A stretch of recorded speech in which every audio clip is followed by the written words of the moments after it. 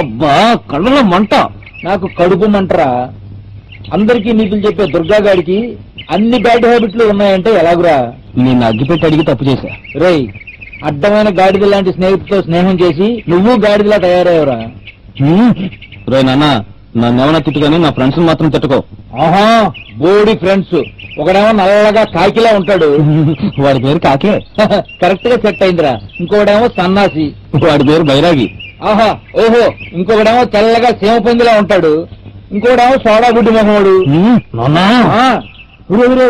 ఆ పళ్ళేంటిరా నల్లగా ఎర్రగా తెల్లగా పచ్చగా? ఆ గోవా గుటకాలు పాన్ పరాగులు నవిలి నవిలి కింగ్ లో ఉండే దుర్గాగాడు బొంగులో తయారయ్యాడురా. గుట్కా తినకపోతే పళ్ళు లాగేస్తాయి, స్మోక్ చేయకపోతే శ్వాస ఆడదాం. రేయ్, అవన్నీ బ్యాడ్ హ్యాబిట్స్ రా, మానేయరా.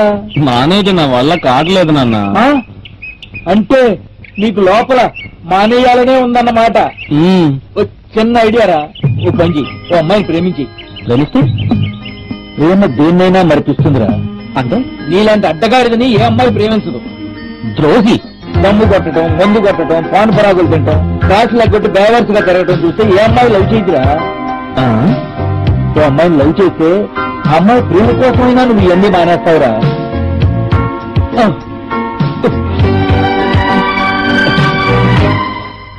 ఈ అమ్మాయి పడకపోతే రేయ్, నీకు ఎలాగో కాలేజీలో బ్యాడ్ బాయ్ అనే పేరుంది. నీకు తెలిసిందా? ఆ పేరు పోవాలంటే నువ్వు రకరకాల అమ్మాయిల్ని ప్రేమించు. ఈ ప్రాసెస్ ఎలాగో మినిమం 1 year పడుతుంది. ఈ 1 year లో నీ బ్యాడ్ హ్యాబిట్స్ అన్ని మానేస్తావు. అప్పుడు ఏమైనా పడినా ఓకే, పడకపోయినా ఓకే. అందుకని ఓ మంచి అమ్మాయిని చూసి ప్రేమించు. సరేనా?